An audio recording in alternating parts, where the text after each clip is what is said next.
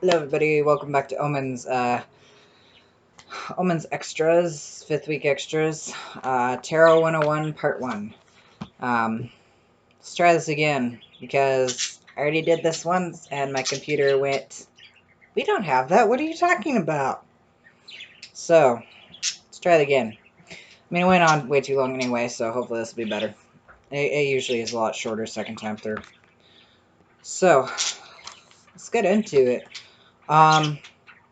Basically, I decided that just because I wanted to, well, not 100%, but if you listen back to some of my previous episodes, you realize sometime around October or so, I decided I wanted to do a Tarot 101. Did it around the end of November.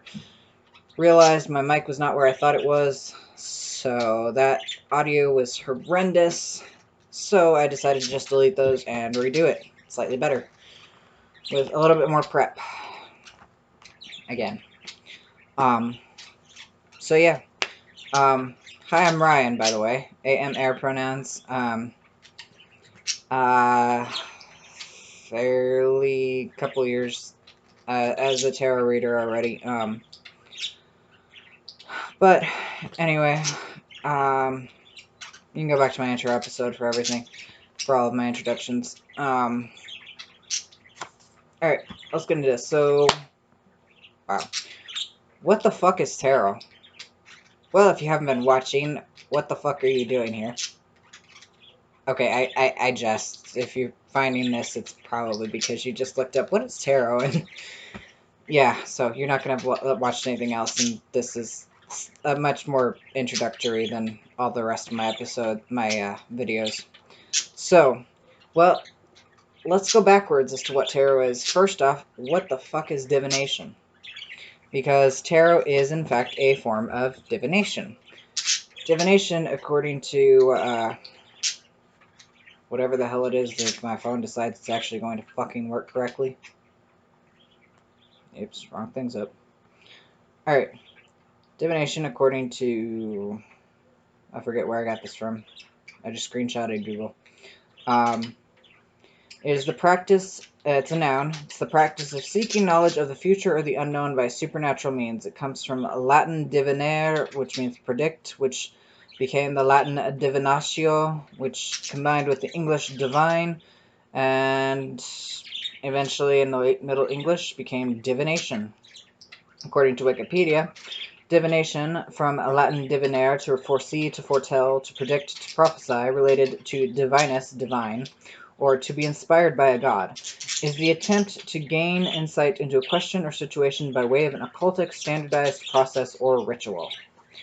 So, in divination, we're basically connecting to the divine divinity, or whatever you consider divinity, whether you be pantheist, atheist, polytheist, monotheistic, duotheistic, deistic, agnostic, whatever you consider divine. Whether that, now, granted, if you're atheist, you're probably not going to consider divine the rest of the way the rest of people do, but okay, let me break it down how I see it.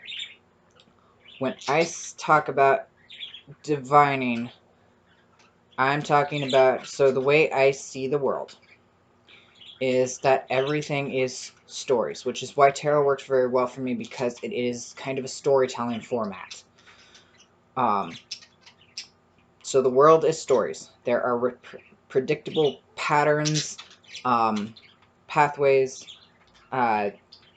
things will happen a similar way. Somebody tells me how something is happening, I'm like, oh, that falls in line with, say, the story of Cinderella. It's kind of this beaten down gal who's, and they're like, well, no, this isn't anything like Cinderella. I'm like, yeah, it is.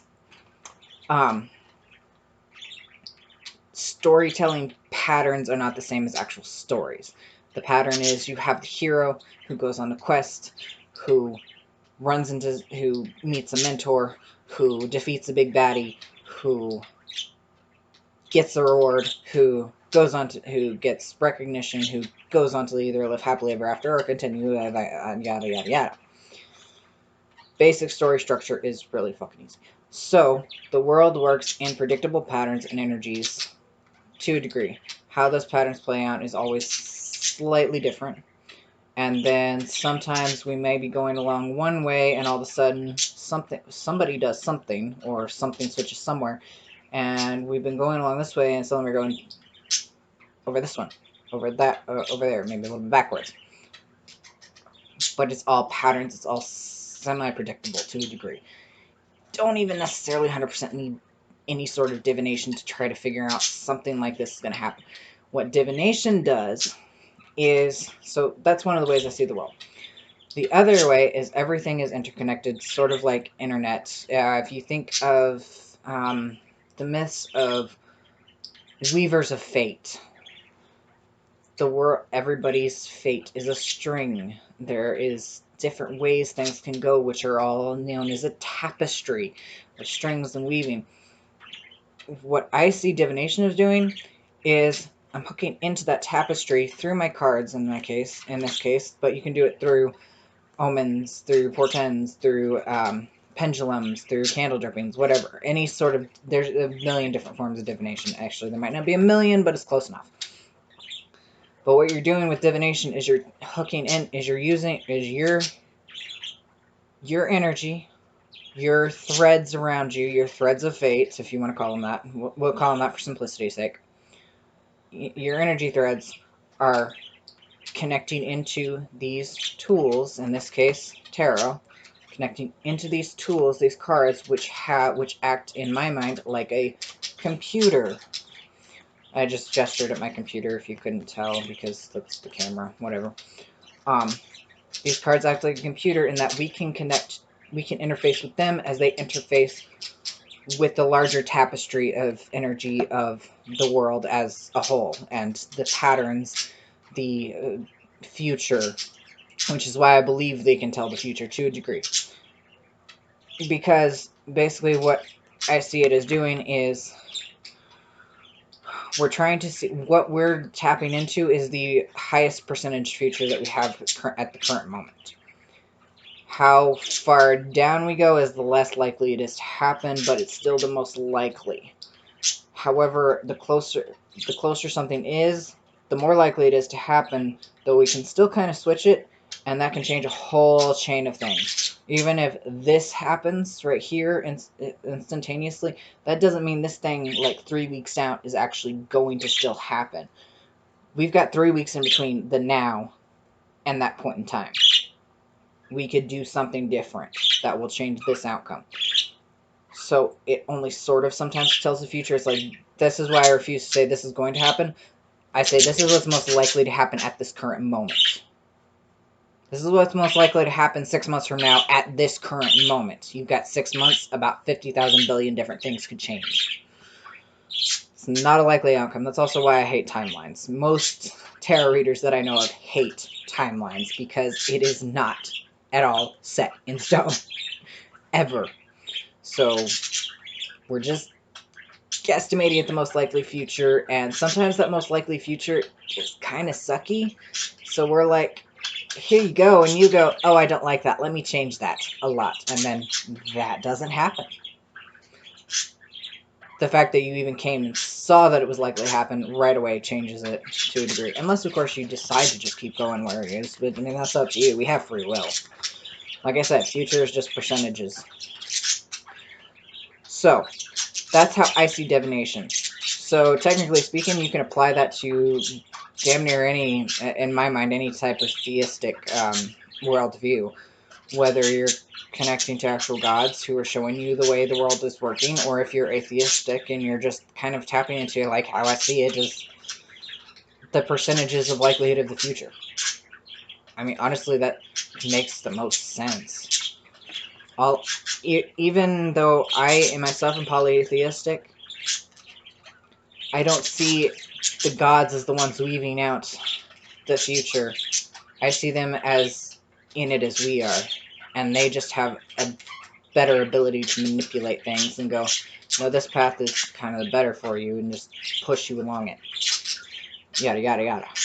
So, that's basically what divination is. It's like, we don't know what's going on, and sometimes it is just what around me is going on. Is my girlfriend cheating on me? Which sometimes she is.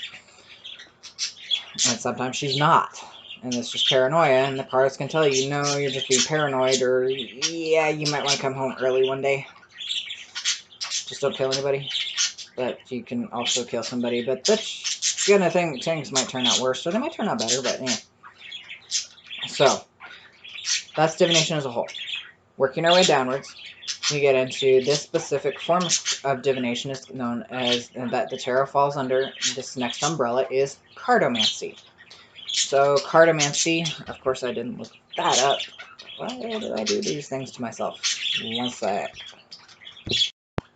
Alright, so next umbrella down is cartomancy, and the reason I paused this is because I don't actually have a way to like cut chunks out, so maybe someday I'll figure out the video editing software for that. But anyway, cartomancy, according to Wikipedia, is a fortune-telling or divination, again divination, using a deck of cards. Forms of cartomancy appeared soon after playing cards were first introduced into Europe in the 14th century.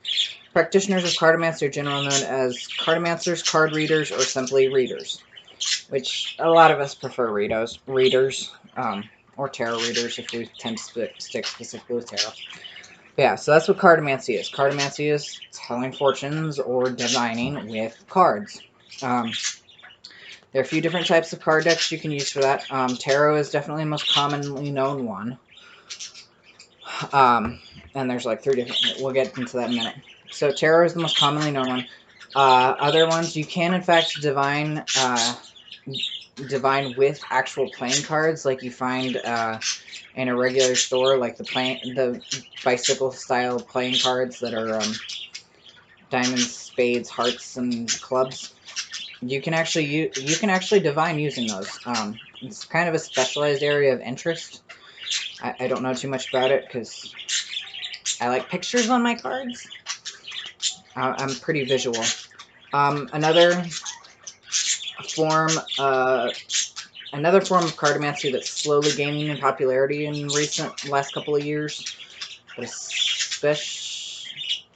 especially last year, not this year. Especially last year I saw it popping up a lot, is Lenormand cards, which are fascinating history. I have the book I recommend for Lenormand history-wise, because they have a lot of good history on it, is Learning Lenormand by Marcus Katz and Tally Goodwin. Goodwin? Yeah. No, Goodwin. Okay. Tally Goodwin. Really fascinating. That one's 36 simple cards that actually don't align with tarot or with actual playing cards, even though they constantly have playing card symbols on them, apparently. But those Lenormand decks are fascinating too, and a little bit more simplistic and heated. I don't know. It was one of them put it. Tarot will tell you if your husband is cheating on you or not. Lenormand will tell you that he's down at the bar drinking with his buddies. Yeah. So next sort of cartomancy style, which is almost pretty much as popular as tarot, is oracle cards, which tend to average out at usually about 44 cards or so. Some have more, some have less, some have a lot more, some have a lot less. Some of them say they're oracle cards, but are really just the majors from the tarot card. I'm looking at you. Tarot deck, not tarot card. I don't know why they do that. It's like, it's literally just the majors in the deck of the tarot deck. Why are you calling it an oracle? But anyway, that's my own pet peeve for that. Oracle cards are they're unlike playing cards, Lenormand, and tarot. Oracle cards have no set structure that's similar across all the different cards. They're all their own deck. Some of them can be assholes. So the majority oracle cards tend to be slightly... I don't want to quite say... They're almost fluffier, I guess you would call them. They're nicer than most like tarot or Lenormand decks or something. They're almost a little bit sweeter. Though, for the love of all things unholy, the Oracle of Mermaids is not sweeter. Those bitches are pretty, but they will slap you upside the face with their tail fin, and it hurts. I am not the only one who thinks that. The other two people in my friend group who got it before me can confirm 100%. Also, I'm pretty sure one of them will tell you her Santa Muerte Oracle deck is not something to play around with here. But, Oracle decks are not as fluffy as you might think, just in case you were wondering. Alright, moving on. So, Tarot. So those are all kind of under the umbrella of cartomancy. There might be others that I don't know of, but those are the ones I do know of. Tarot specifically, its structure, it is a structure deck. It is 78 playing cards broken up into 56 minor arcana, lesser mysteries is the meaning of that, and 22 major arcana or greater mysteries. There are 3 different styles that I know of tarot decks. There are the Marseille style decks. They're named for a specific region in France where they tend to originate from, or where they did originate from, or they're commonly associated with, where they actually do still kind of get used as actual like playing cards, as opposed to fortune-telling tool, or divining tool. Somebody said something about fortune-telling was appropriative. Where did I just read that? Oh, I remember I read that. Maybe. I think it might just be rude. I'm gonna stop saying it. But Marseille is the kind of the oldest known style of tarot deck. There are, well, the oldest known structure, closest to the structures we have today, I should say. We do have a few very old decks like Sola Busca, which I really want a deck of those, and I almost had, but she sold it. Gotta get a new deck. Gotta wait for her to get one in. Marseille style deck, their difference from the next two, well, there's a similarity to the third one, actually. Marseille style decks are 22 majors. Their court cards are still, their court cards are Page Knight. You know what? I have an infographic. What do you know? In Marseille, it's,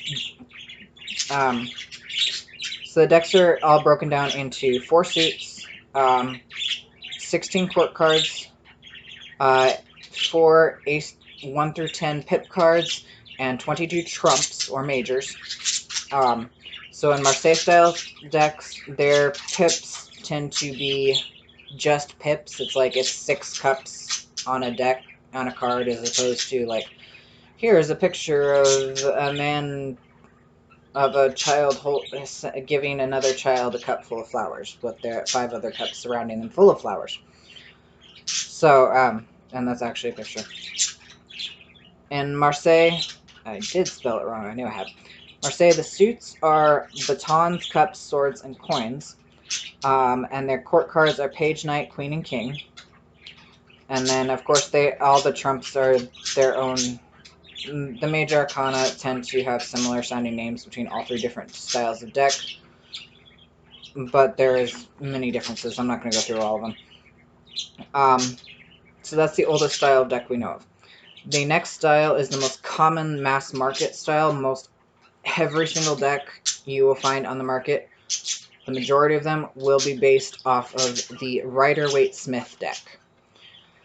This deck used to be called the Rider-Waite deck, named for Arthur E. Waite, the author of the deck, and something Smith, or no, Rider was the publishing company, so Rider-Waite, so the publishing company and the author. However, in recent years, we've since learned a lot more about the actual artist of the deck, Pamela Coleman Smith, and she contributed a great deal to the RWS deck, in that Arthur Waite was more concerned about the major arcana and really didn't care about the minors, so Pamela Coleman Smith actually channeled a lot of her minor arcana cards, so that is all her influence, pretty much. And where this deck differs so much from any other style of deck is the fact that instead of just pips, each of the minor cards has a full-on picture. That 6 of Cups with the 2 children I just talked about, that is the Pamela Coleman Smith picture for the Six of Cups in the Minor Arcana. So pretty much most decks you will find today are copies or based off of the RWS. So we, because Pamela Coleman Smith actually had more of an influence on the deck than most people knew for years because misogyny and sexism, and she died alone, which kind of sucked, or not alone, but penniless, even though she was a fantastic artist, apparently. I don't know, I'm not too much of a fan of her work, sorry. I don't even actually own an original RWS deck of any type, though I have looked at the mini ones, because those are kind of cute.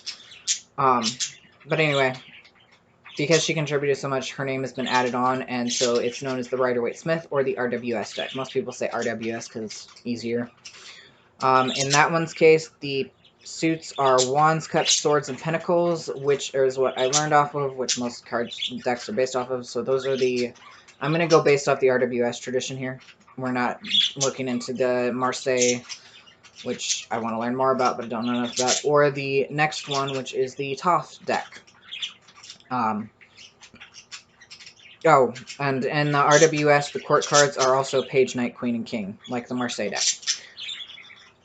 The Toth deck, so the RWS deck was created to be able to mass market it for many people. Not even though Arthur Waite and Pamela Coleman Smith were part of the Hermetic Order of the Golden Dawn, Arthur Waite didn't want to make it kind of exclusive to the members of this Hermetic Order. So even though there is the regular astrological, numerological, and Kabbalistic influences in the deck that we can still associate it with, and many people do, the influences are not like overtly there. They're just kind of, we know of them, and some decks you will find references to them, but it's not a strong influence. The RWS Tarot stands on its own pretty much without the extra ceremonial magic bent. The Toth deck, created by Aleister Crowley, fascinating man. I want to read all his works, or most of his works. I don't think I'm too interested in his poetry. It sounds kind of stupid. He was also a narcissist, so... dear gods. A lot of his actual, like, ceremonial magic work that he collaborated with other people, that is something fascinating to read, and it is definitely good. But the man himself was homophobic, racist. No, he wasn't homophobic. No, he wasn't. That's wrong. He was bisexual. Duh. But either way, he was racist, misogynistic, anti-Semitic, sexist. Basically just kind of the worst style of human being you could ever meet, which is part of why he was known as the wickedest man in the world. Fascinating, channeled a lot of good stuff, but dear fucking God, was he an asshole. In response to Arthur Waite's RWS deck, he decided that no, we can't. He was very gatekeepy. He very much was like, only those who really are enlightened should be able to know all these mysteries, or blah, blah, blah, blah, blah, yada, yada, yada. So, in response to Arthur Waite's mass market deck, he created the Toth deck, which he and Lady Frida, his artist, I guess to some degree channeled, possibly, but for the most part, they took all the Hermetic ceremonial magic stuff and they put it into a tarot deck. So they basically took all the stuff that was already in there, in the knowledge of the Hermetic Order of the Golden Dawn, and they created a new tarot deck based on it. So it's a very strongly Kabbalistic and astrological bent. Very strongly, more Kabbalistic than astrological, which is hilarious because he was so very strongly anti-Semitic. What the hell, man? But anyway, enough about that. I'll read about that when I get to it. I do have one book that has it, so. But anyway. So, and then, just in case you're wondering, the Toth deck, the suits in there are the Wands, Cups, Swords, and Discs. So, pretty much the same. Cups and Swords are always the same. It's the other two that change a little bit. The court ranks, however, instead of Page, Knight, Queen, and King, are Princess, Prince, Queen, and Knight. Okay, fine. Don't understand it, but whatever. Yeah. And then, like I said, majors are always kind of slightly different. So, I think I already kind of went through this. So, like I said, suits, 4 suits, 16 court cards, which are, in this one, like I said, we're going through the RWS traditional decks, because that's the most commonly used, and it's the one I use the majority of. Actually, that's all I use. I have, like, one Marseille-style deck that I actually need to learn correctly, because I've been using it kind of like an RWS, because I didn't realize there was a different way to read Marseille. Did you know there's a different way to read Marseille-style decks? I didn't know that. I learned that. I need to, like, read a bunch of books on it. But anyway, okay. So we've got our suits, we've got our courts, we've got our pips, pip cards, 8 through 10s, and our major arcana or our trumps. Either or, I'll probably just end up calling them majors most of the time, but I wrote down trumps because it's kind of funny to say that. It knocks you out of your usual thinking patterns because it's a different word for the same thing. Okay, that's the introduction. 26 minutes. I'm doing great. Doing about the same. Okay, maybe I'm doing better. Alright. So, this is going to be either a 3 or a 4-part. I'm kind of hoping to squeeze it to a 3-part, but given last time, it might end up being a 4-part. So, what I'm going to end up doing slightly differently is last times I started with the wands and the swords after the introduction, then went through the cups and pinnacles, then the courts, and then the majors. No, I think I did cups, pinnacles, and courts, and then the majors. I'm actually going to try something slightly different. I'm going to start with the courts in this episode with the introduction, and then I'm going to try to get through all 4 suits, all 4 pips in the suits next episode, and then hopefully a third episode of just the majors. We'll see, I might have to split the minors into 2. But anyway, alright, no, I still need that. So, a little bit more breakdown on the structure of the deck. So we've already established 78 cards, 22 majors, 56 minors. The minors can also, again, be broken down into the pip cards and the court cards, which is what we're going to do. So the pip cards are the ace through 10 cards. So in each suit, 4 different suits. So like ace through 10 of wands, that's a 9, that's a 10. By the way, I'm using my vice versa deck. We're not probably going to see the back of a lot of these unless it becomes relevant. For the most part, it's just the... it's the most closest associated to an RWS deck I actually have, picture-wise. Come to think of it. Yeah, because my other one my other 2 that are very closely associated are also... Court cards are just heads, and then... And the majors are a little bit more intuitive instead of picturesque, and then the third one, they're almost too picturesque and different from the usual structure. So, we're going to be using this one, which will be nice, actually, because I like having more... I love this deck because... Really? Bobby, that's rude. I like having more picturesque decks because there's more information to be garnered and more detail to connect and focus on. Not everybody likes very strongly picturesque decks. I get it, but meh. Alright, so, court cards. Not slowing down a little. Gotta breathe, at least. Alright, so in court cards, so there are 4 court cards associated with each suit: page, knight, queen, king. I swear my birds are probably going to eventually land on me one of these days. Each of these is a progression upward in learning, knowledge, status type deal. Page being the lowest, king being the master. Even though they do sound gendered, you can find decks without gendered titles for the court cards if you really need to. Me, I do not see them as gendered. Well, I kind of do because that's my programming, but I'm working very hard to break out of it. So in trying to do that, some of what I'm going to do here is I'm going to change pronouns consistently for each card. Like, I'm going to probably do she, and then he, and then they, and then z, and basically I'm going to try to make sure to change pronouns so that I don't get stuck. I try to do that on a regular basis anyway, because these are not specific to a gender, even though they're kind of gendered bodies. This deck is also very white, by the way, which I just thought of. Can't win them all. That's probably sounded like an excuse. It was an excuse, I suppose. Alright. Anyway, this is not the most diverse deck. I'll admit that. I'm not here to review the deck, though. Wait. Hang on. Okay. I got off track. Trying to mention, okay, this is not the most diverse deck, either racially, body type, or even gender diverse, gender or cis heteronormative diversity. It's like very cis heteronormative.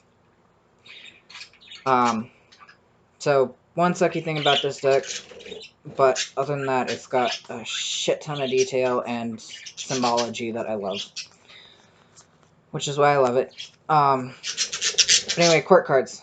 Okay, so each of the suits can be associated with a different Western element: earth, air, fire, and water. Bleh. Earth, air, fire, and water. So wands are fire, swords are air, cups are water, and pentacles are earth. That wasn't pentacles, that was pentacles. The thing most people also end up doing with court cards is adding a secondary element. However, you can ask 10 different tarot readers and what the assigned double element is, and you will get 6 different answers. Because, for the most part, the queens are pretty much always water. Because gendering. Pages, knights, and kings, however, will constantly change. Knights tend to be either fire or air. They're very rarely ever associated with earth. In fact, I've never heard of them being associated with earth. But pages and kings can be any of those last 3, and yeah, so that ends up coming up to 6 different, whatchamacallits, patterns, ways you can put it. So yeah, ask 10 different people, get 6 different answers. But anyway, so because of that, and because it's all kind of subjective, and technically speaking, what I'm going to do is, instead of associating that, like, pages are all earth, and knights are all fire, and kings are all glitter. Kings are definitely glitter. I'm not going to bother that. I'm just going to do their progression up through their element, their suit's element. So all the wands will slowly progress from the page to the knight to the queen to the king, and they're different. All of these different levels have their own specific flavor. I'm losing daylight, and then each of those different levels flavors is also flavored by their different elements for each suit. So that's what we're gonna go through on here. Alright, so to start with, we're gonna start with pages. Alright, so our pages are our young learners. They're usually young people or young... You know, something I almost forgot. When I was talking about splitting these up into the 3 different categories. Our court cards are personalities, energies, messages in the form... Messengers tends to be associated with either the knights or the pages. I tend to associate more with the pages than the knights, but the knights are the ones that are actually moving and on horses, so either or. It depends on how to count. But for the most part, court cards tend to be personalities, people, energies. Most people use them as significators. They're characters in a play. So like I said, I see the world of stories. These guys are the characters and the embodiments of the stories. They're all they're the character types, personalities, what have you, that we ever are, or will embody at some point or another. Not everybody embody all of them. That'd be kind of wild, but we'll all end up embodying most of them to some degree or another. And sometimes the ones we most commonly embody, sometimes their opposite will come up and be like, in a reading and be like, you need to get some of my energy. You need to stop being like that, and you need to start acting like me. That's usually their message part for me. Sometimes there are other messages associated with them, but that's a whole other topic. We're going to focus on their characteristics, them being characters in the grand story and tableau of life. So, our pages are our young characters, or young acting characters. This is also not age specific. Some older style of tarot reading will tell you, oh, this, if the Queen of Wands comes up in a reading, you're looking for a redheaded, pale-skinned, green-eyed person. Well, that's pretty limited unless you live in Scotland or Ireland. I know a red-haired person, but she doesn't have green eyes. She's got hazel eyes. I'm also glad she's not home. She might kill me. Also, not a lot of diversity with only 4 freaking types of people. Again, and then age range-wise, I'm sorry, you will find some old-ass white dude in his 70s who acts like a fucking Page of Wands in reverse. And we'll get into that in a sec. So, do not get hung up on gender or age at all. Not with court cards. These are characteristics. These are characters, personalities, blah, blah, blah, blah, blah. I'm repeating myself now. I'm also going to... Alright. So, pages. Pages, just for a little extra tidbit, I'm also going to tell you which of the worlds of the Kabbalistic Tree of Life all of these court cards associated with. Pages are associated with Atzilut, Olam Atzilut, or the Realm of Emanation, which is the first highest realm on the top of the Kabbalistic Tree of Life. Want to know more about that? Check out my other videos. They're the learners, the seekers, the students. The learners, the seekers, the students, the childish, ready to get out there and go. Just go do stuff. That is kind of their character. They're the lowest level. They don't know much, but they're willing and ready and able to learn. Student is a good word for pages. So in Wands, their characteristic tends to be the optimist, the poet, the dreamer, the adventurer. They're not poet. The optimist, the dreamer, the adventurer. They're looking ahead. They want to go forth and explore and conquer, and her wand is right in front of her. She is ready to strive forward and cross that desert and just go forth and conquer. She's just got that little spark of fire as a wand. She is fire, and she's just got that little bitty spark, but she wants to make it something blazing. She's got on the side there's actually a phoenix rising up from the thing. It's just a little small phoenix, but it's going with her. It's going with them. They're gonna go forth and conquer together into the bright, blazing night sky. So much opportunity ahead. The unhealthy side of the Page of Wands can be aggressive, bullying. They want to torment little animals, and if they don't get their way, they're going to throw an absolute temper tantrum. They can be kind of assholes and just immature. Innocence, immaturity. That's kind of your upright to inverse keywords with pages. Innocence and immaturity. Hijacks. So that's our one. Just got that upset. Next is our Page of Swords, and don't mind the puppy here. So Pages of Swords. Jacks, do not knock this over. Where did my pages go? There. So swords. These people can be very chatty and curious and energetic. They're not a very good example on this card because that person looks pretty pissed off and just, I'm gonna go for it. I'm ready and willing and gonna move and just fly over all these frickin' mountains. Because they just wanna frickin' go. They're chatty, energetic, just ready to go, and they don't want to look at the obstacles. They just want to learn all the stuff and just go and da da da da da da da. Their more unhealthy side, they can be kind of gossipy, and they'll spread rumors, and just because they just talk, they're chatty Cathy, so they spread gossip. They can be sarcastic, and they can be that kid that runs with scissors and then trips, falls, and stabs somebody's eye out. And then they're like, oh my gosh, I'm so sorry. Anyway, have you seen my scissors? Ugh. Yeah. So, Page of Swords is just high energy, moving fast all the time. This is an air card, so air moves a lot faster than fire. Fire may burn.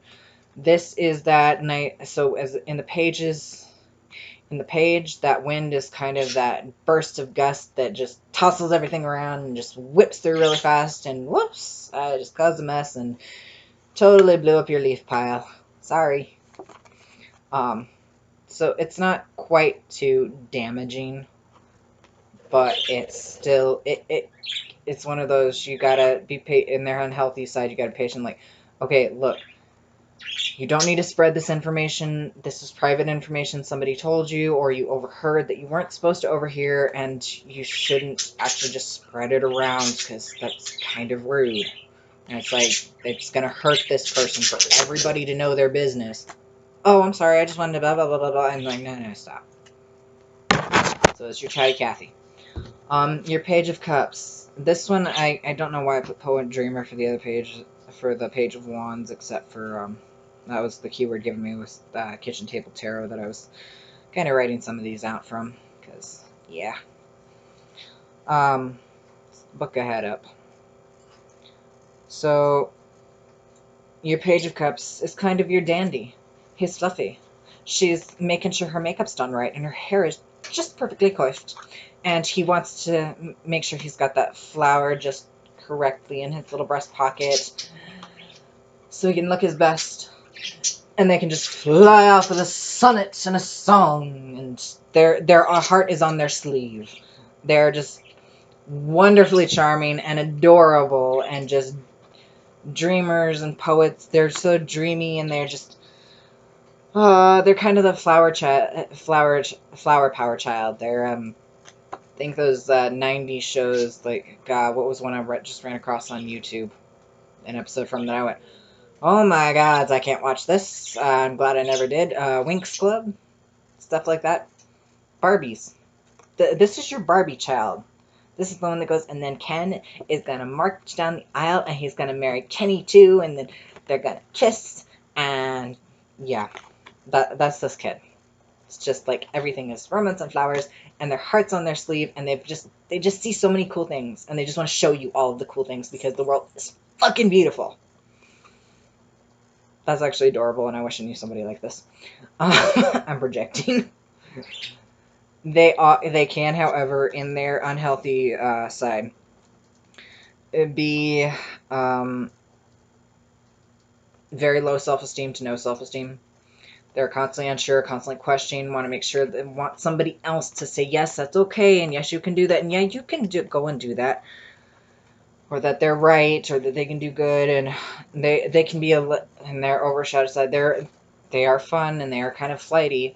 So their unhealthy side can be they're absolutely dramatic. They're like, oh my god, my cat ran away and is gonna get hit by a car. And your cat is sitting on your mantle over there. Oh my god, you're here, you saved your life. I was so worried. And your cat's just like, dude, get the fuck off of me before I scratch your eyes out. So that's kind of your shadow side. Is just the Page of Cups is just somebody who's just like, oh my, tone it down about 60 notches, please, before I smack you. So yeah, Page of Cups. Your Page of Pentacles is somebody who's kind of more quiet, thoughtful, introspective. I actually kind of associate a bit more with the Page of Pentacles than anyone else. She's just kind of not quite so dreamy in the same way that the Page of Cups is. oh my gosh, what if that rainbow turned into a unicorn? And she's more like, huh, I wonder, she's thinking in her mind, I wonder if I could, like, slide down that rainbow and just disappear, and she's off. And they're just kind of stuck in their own little world. Instead of running around everywhere like the other pages, they're kind of just, like, running around in their mind, reading books, getting lost. Somebody who's a reader who gets lost in fantasy lands because they're just more comfortable. They're quiet, or they're thoughtful. They learn at a slower pace. The inverse of that can be someone who is a little bit space cadet-y. Is a little bit of a just they're so lost in their own little world. They just walked into the same wall 3 times in a row. It's like, honey, maybe hold the book a little lower, so you have more peripheral view, please. I had to learn to do that. I'm not calling myself out or anything. I'm definitely a space cadet. Some days. But yeah, so the unhealthy side can be someone who's probably just so stuck in their own little world that they really just don't want to leave, and they want you to leave them alone, and they don't. The thing with a lot of the pentacles is they can get stuck. They don't want to grow. They don't want to learn. They don't want to do more. They don't want to move on. And they can get stuck where they are. I'm definitely feeling that right now. Page of Pentacles, they just want to stay in their books. They don't want to go do things. They don't want to go play with the other kids. They just want to stay there and walk into a wall. So that's your pages. Trying to move through these at a decent pace. Hopefully not going too fast. Says you. Next up we have our knights, which are next level up. And these ones also tend to commonly, like I said, get associated with messengers because they're all riding horses usually. There's also, you can see, we have a pace going here with the horses. The Knight of Swords going the fastest, the Knight of Pentacles standing still, Knight of Cups kind of going the slowest, and then the Knight of Wands like second fastest. Like we've got a gallop, a trot, a walk, or well, more of you've got a gallop, a trot, a canter, and a walk type deal going here. So they also tend to get seen very commonly as messengers as well because of the horses. They're the next level up.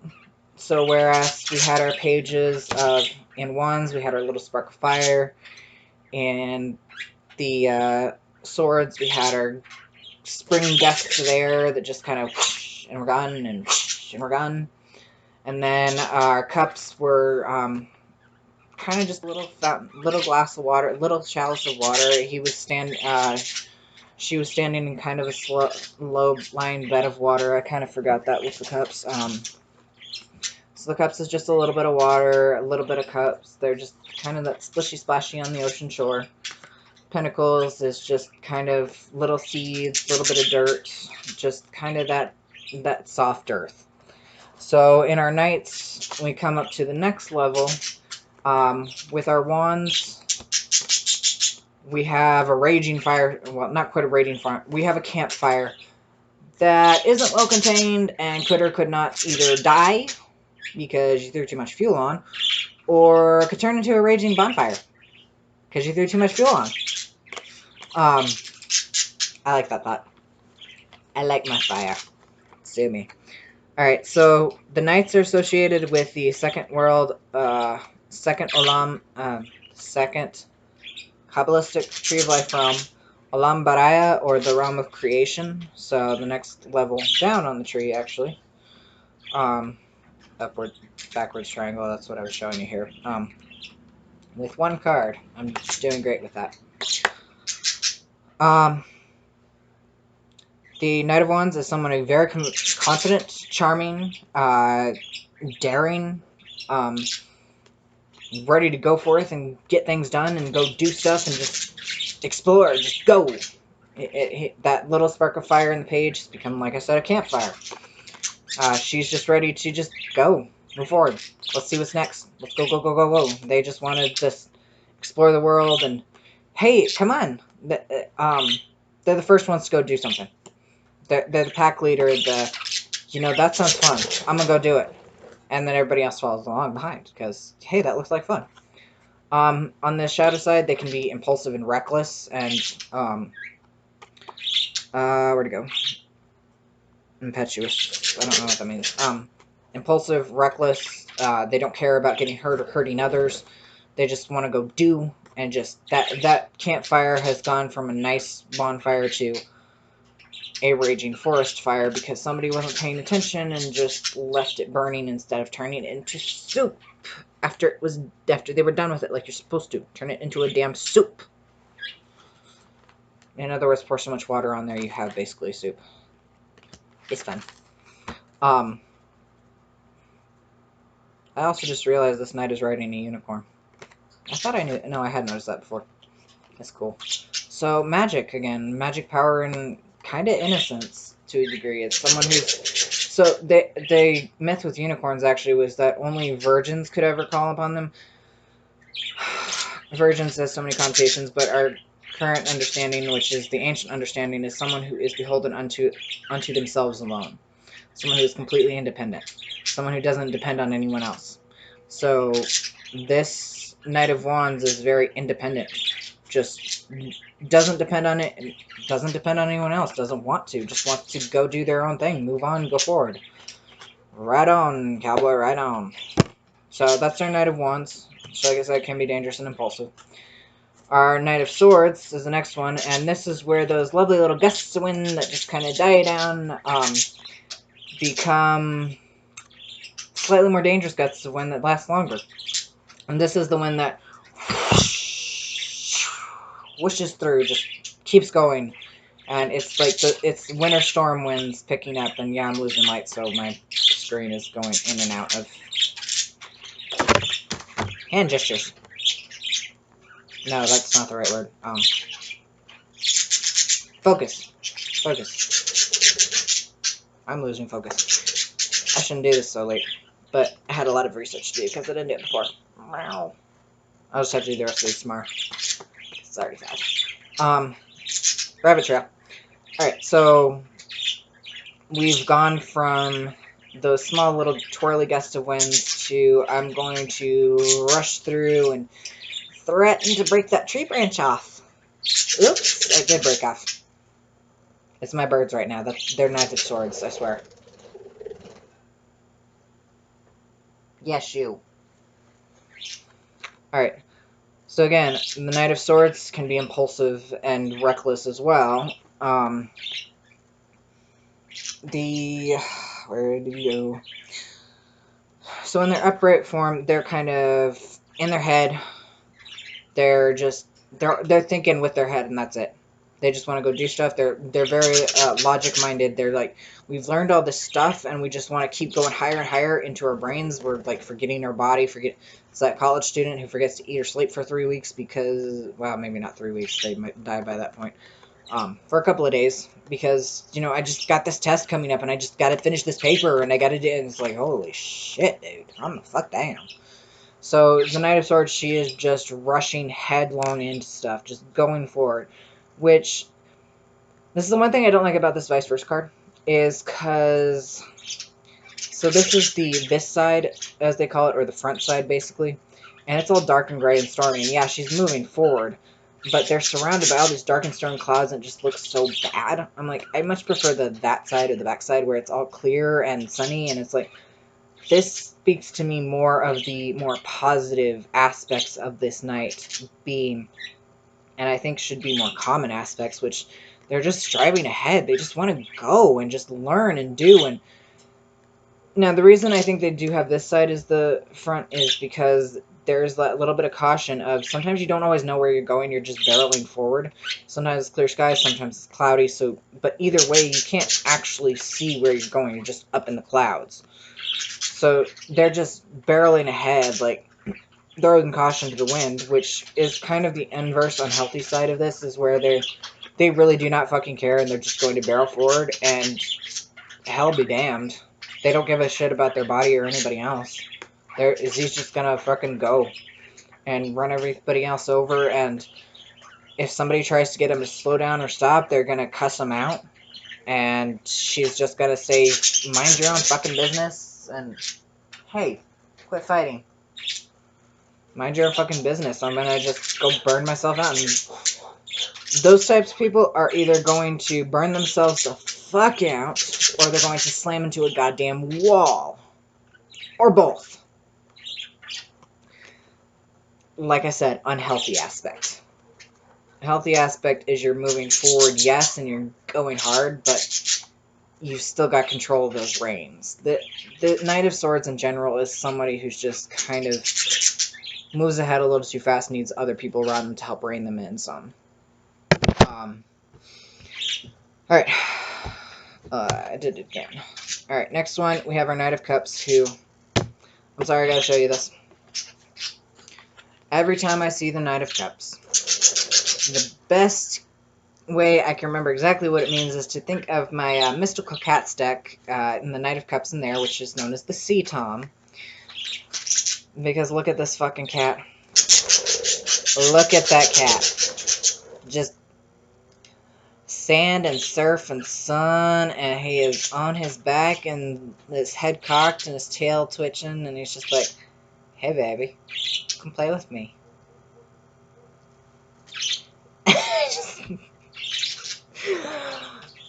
I don't know why that cracks me up so bad, but the Knight of Cups just cracks me up.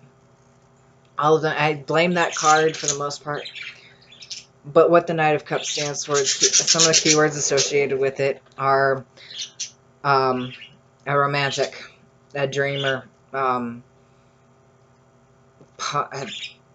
kitchen table tarot. That some of her words for it were punk angsty, or a punk angst romantic, and I'm like, yeah, that fits. It's just somebody who's just like, it's a Casanova. This person is a Casanova. In all his biographical, whatever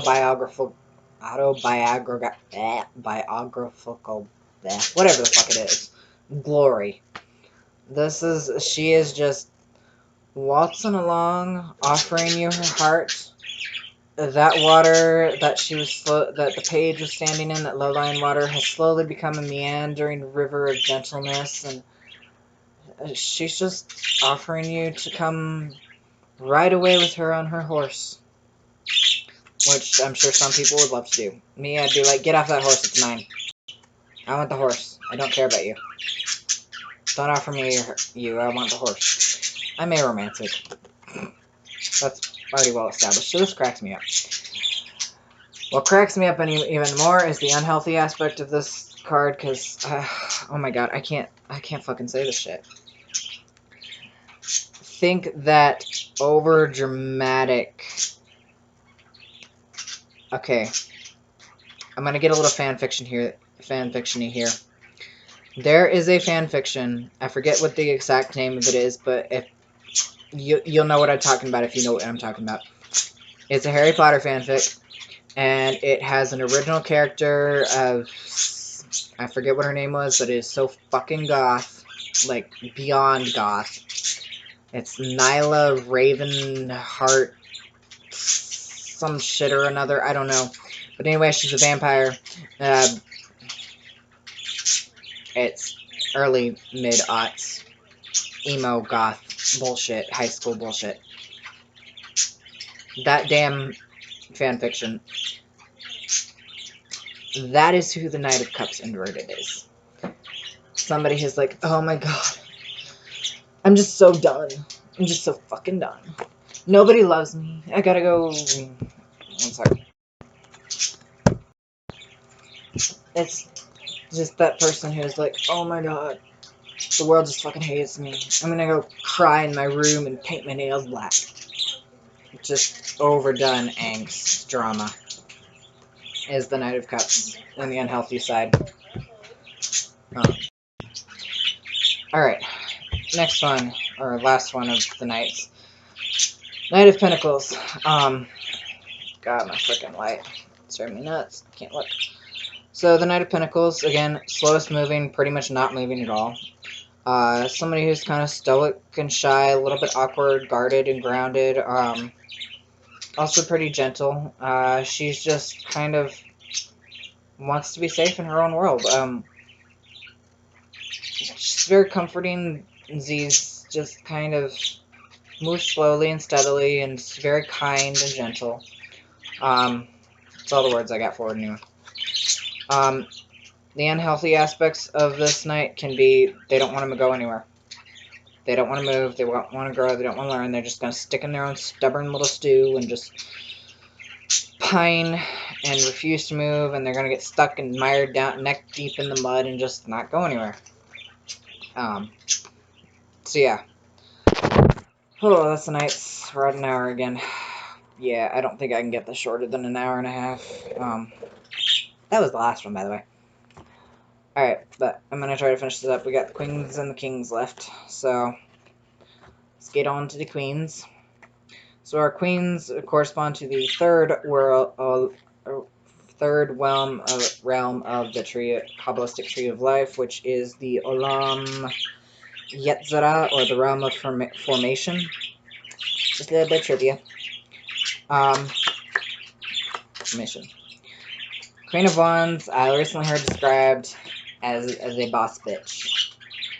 She is warm, she is sunny, he has so much fun, he's just frickin' sunflowers and deep forest, as you can see here. She's got all kinds of forest behind them, and they're just fun-loving, growing, and their fire has gone from that kind of, it's not, so the pages had the spark, the knights had that kind of campfire, bonfire type deal, going back and forth. That wasn't quite contained. It was more bonfire, beach campfire. Beach bonfire would be more accurate. And the queens has gone down to a controlled campfire to a hearth fire type deal. It's fire that they're in charge of. He knows what he wants. He knows how to actually take care of the fire. Oh, I forgot to say, queen's level in general tends to be someone who has mostly mastered their craft. I've hit that level up where they don't need to be taught much anymore. They can self-teach and go learn on their own. They teach by example for the most part, as opposed to actually like outright teaching someone. They just kind of go do it, and then other people can kind of catch on. So the Queen of Wands, their fire again is a bit more control. They know how to work with it. They can do their candles. Z can light a campfire or a bonfire or a forest fire, or anything, and they have complete control of it. Probably not forest fires. Queen of Wands doesn't tend to do forest fire, but this queen, he is very open, sunny, and warm, just kind of fun, but also that boss bitch, and if you fuck with him, you are going to get your ass smacked. Inverted, the unhealthy side of this can be someone who's aggressive, who's just a bitch in a bad way, somebody who's just an ass. Think Karen, those Karen memes, someone who's Karen-esque. He's just like, you're going to go get me your manager, and you're going to do how I want it and when I want it, and just do it my way. Period. No fucking chill. That's kind of the unhealthy side of the Queen of Wands. Next, we have the Queen of Swords. So we've gone from those raging gusts to the wind is still, but it's waiting. This wind can either cut like a knife or blast you down, and it all depends on this queen's whims. They are in complete control and calm and control of themselves. They are sharp. She is decisive. He will stand no nonsense, and he will not take anything less than the facts. She does not want to listen to you ramble on 50 different ways to get to a point. She wants you to get to that point right now. Immediately. Which can be good. Sometimes you need somebody to go, okay, look, I can see that you're distraught about your boyfriend leaving you. But what I want to know is what actually happened. I want you to tell me not how much you miss him, but why in the world you actually wanted to break up. Why in the world? Why did you need to break up? Tell me the facts. Well, I mean, I really liked him. No, why did he do it? What did he do? He cheated on me. How many times? Well, I mean, it was how many times? 6 times. Queen of Swords is going to get you down, down to the facts. She is not going to let you sugarcoat anything. He will not stand for any sort of loop-de-loop around the bushes. He wants to cut through that the bush. It's like, no, done and over with. On the unhealthy side, that again, with any swords, can be a very fine blade, knife's edge to walk, because that can quickly fall over into somebody who's just like, well, I'm sorry you feel that way, but tough shit. Get over it. And go do what I tell you to do. Somebody who can just turn into basically being cold, icy. They don't give a crap about your feelings. He's doesn't want to hear anything. He just wants to do what he wants to do. That's when that still air turns into constant stabby knives. Or just... There's no chill with this person. Well, there's no chill, but everything is fucking icy as hell, like those quartz crystals. So, that's kind of the unhealthy side of the Queen of... That's kind of our Queen of Swords. Next up, we have our Queen of Cups. She is very calm, cool, collected. The island the Queen is sitting on is actually made of coral. You can see it kind of better from the back. It's made from coral and small pebbles and stuff, so it's not quite as sturdy as the King of Cups is, which is solid rock, but it's not quite as sturdy. There's room for movement and growth, so he's this Queen, he's very much in tune with his feelings. His dress is actually kind of turning into water that's flowing down into the ocean that surrounds her, and she's kind of carefully holding that cup. So they are very careful with their heart, careful with their emotions, careful who they give to, but they're also very wise about their emotions. They know they are very in tune with themselves and with their emotions, and they're just kind of sweet, and they can help you. You walk around this person and you just feel that calm, that still, that slow-moving river, that little bit of that puddle of the page, that slow-moving river of the night. And the Queen, it's a gentle lake. It's just a well, actually, since that's coral, it'll be an ocean. Okay. It's the gentle stillness in the middle of the ocean. The Queens tend to be very still people.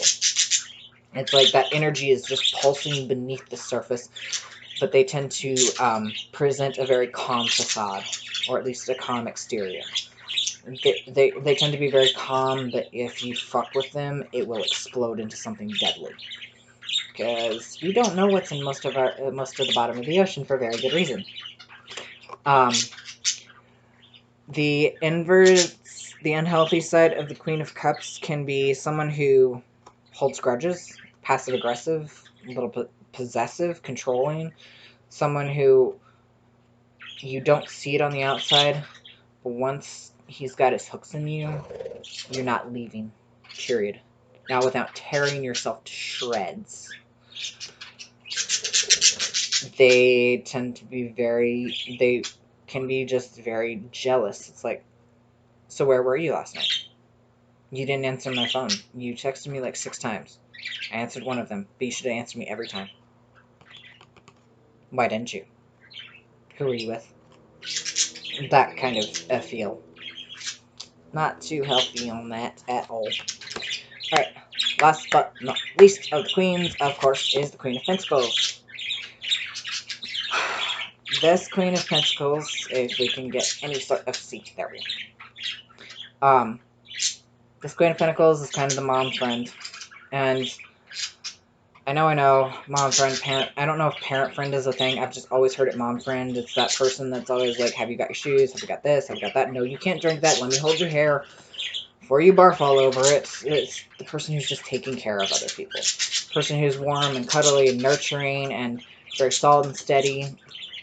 That little seed of the page that became a nice, steady those little kind of little spring flowers of the page that became the nice steady grasses and barren ground of the night has turned into the lush kind of higher growth of the queen.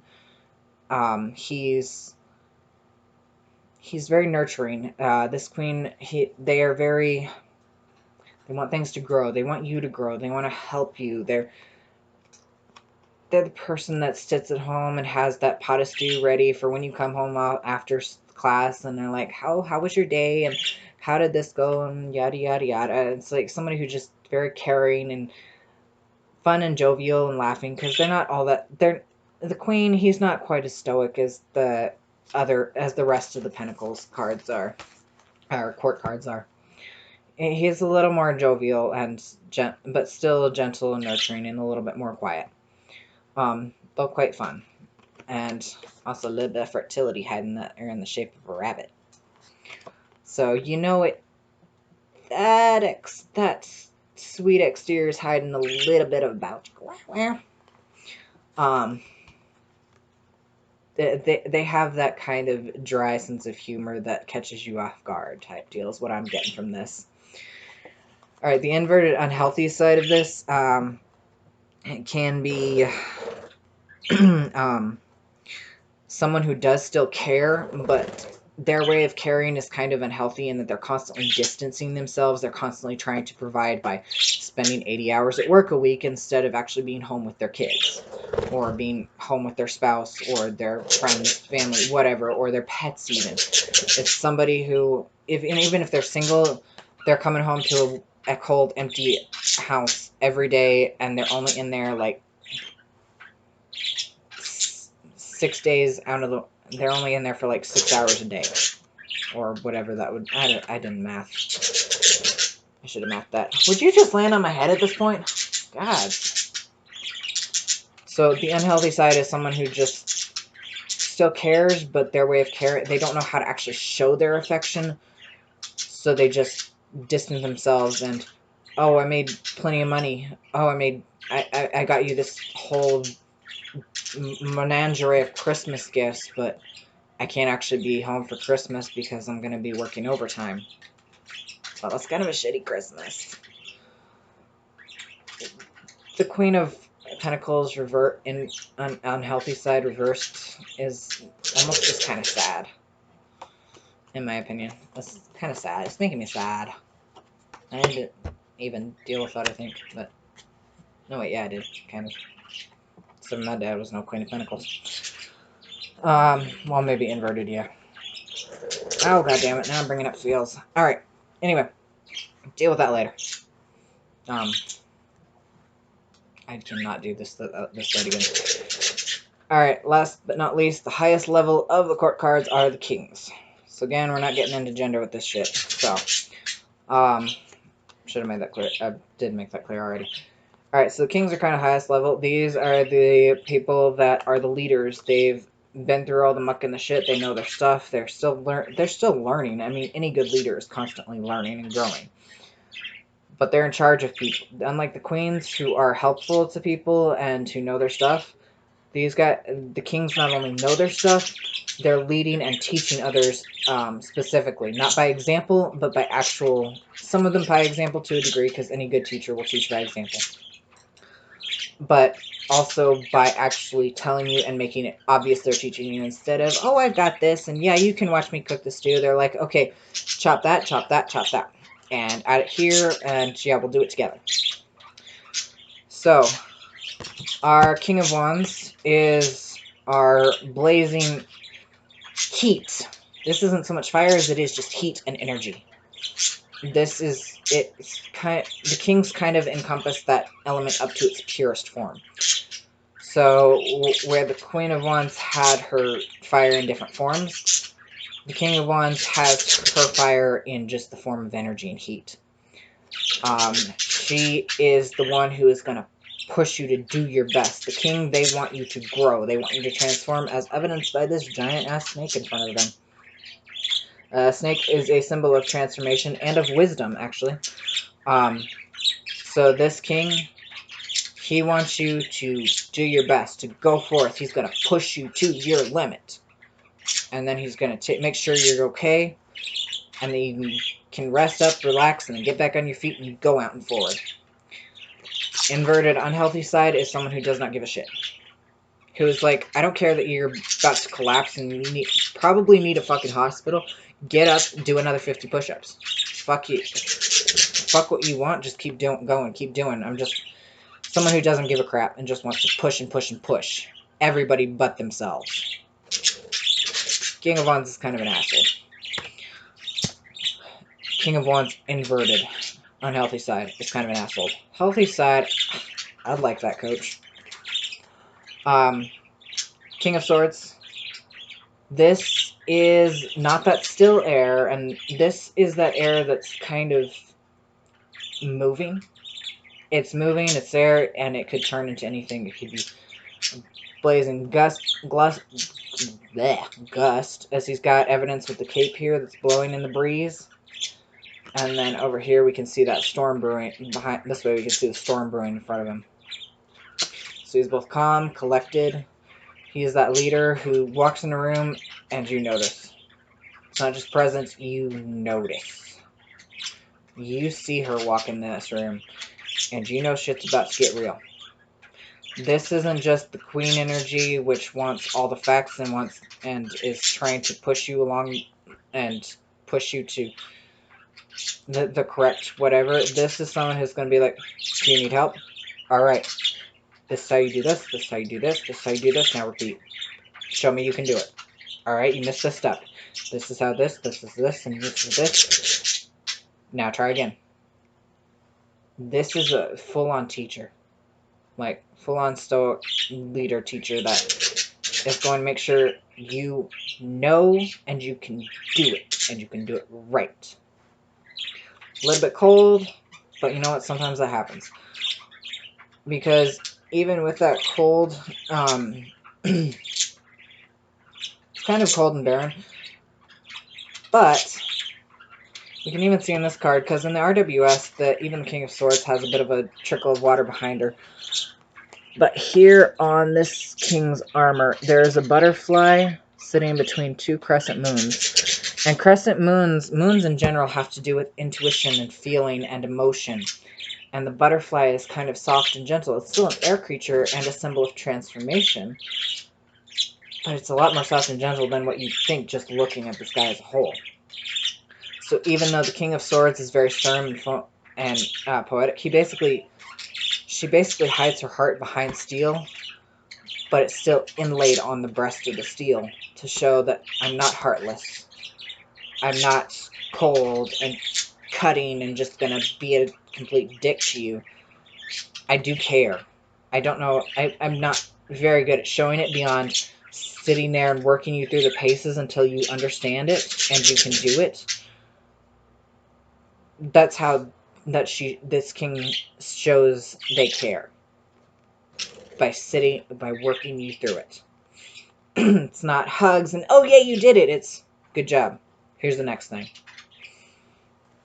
Not everybody can work with that. It's not always the best way. Sometimes you need to get more from somewhere else. But anyway, the unhealthy inverted side is someone who's sneaky, manipulative, gossipy, someone who causes trouble for the sake of slowly climbing the ladder. The one that says, you know, Janice asked me not to tell you, but she really thinks that, whatever. And, hey Janice, Jordan tells me that he's gonna do this, and he doesn't want you to know this, but yeah, I thought you really should know that he thinks this about you. And Jordan and Janice are now fighting, and hey Kenny, Jordan and Janice are thinking of gaining up on you and once those start fighting, he's like, oh, I made you all look bad, and now corporate's looking at me, and I guess I'm moving up the ladder. Bye, fuckers. Bye, suckers. Suckers would be better. Too many birds. So, King of Swords inverted, or unhealthy aspect, is somebody who's gonna teach you wrong so they can step all over you. As another rung in their ladder climb. Not very fun. Alright. We're getting there. We're doing it. Alright. King of Cups. This ocean has... It's still the ocean.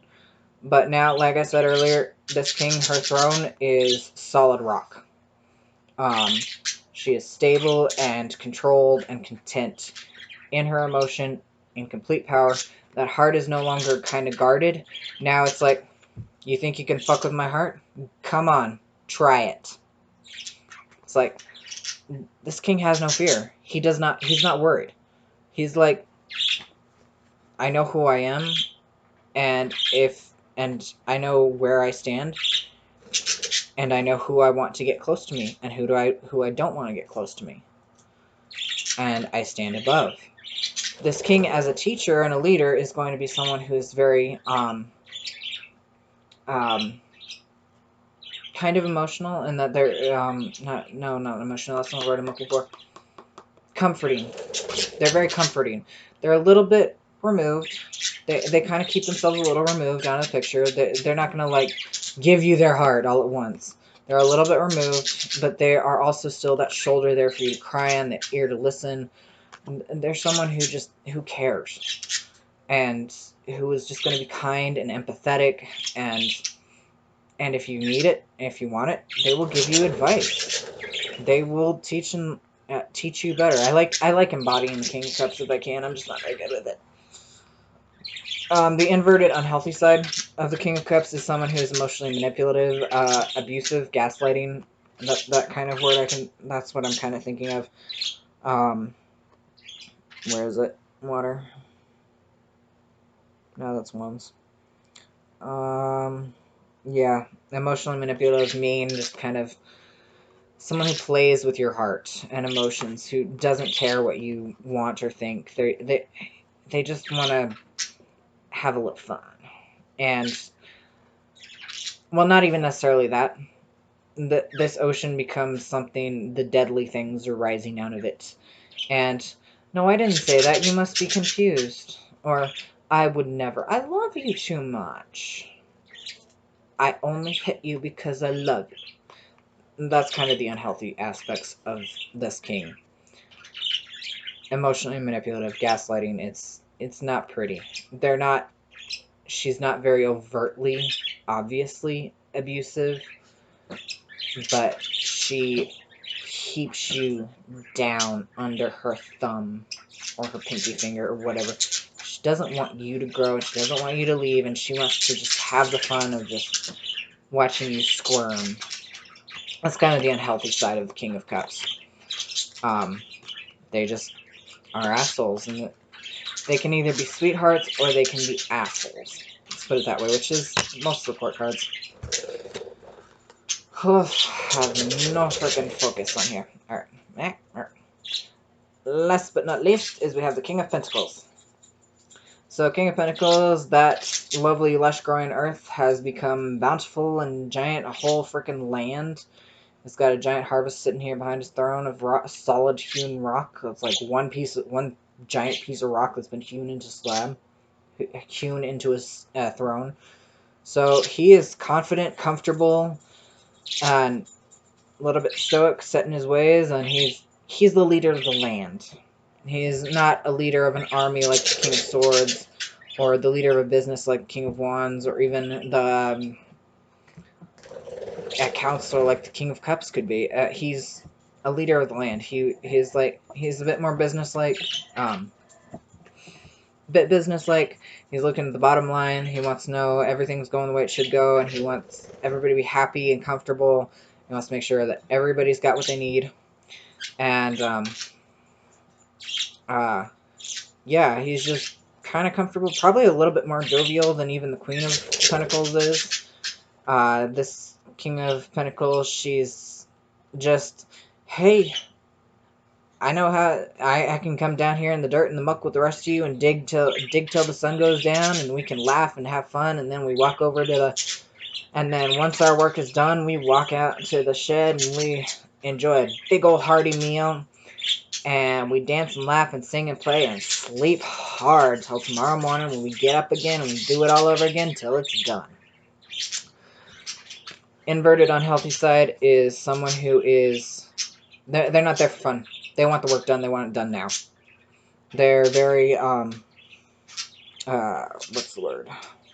Where is it?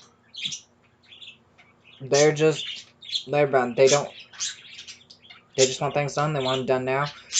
And that's the way it's always been done. That's the way it's always going to be done. Period.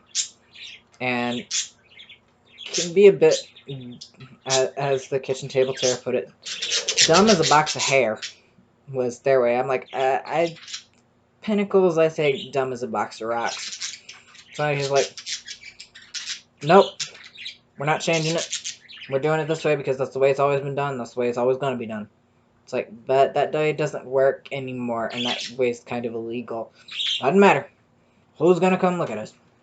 We're doing it this way. Somebody who's a bit obtuse would be a good word for this. Alright.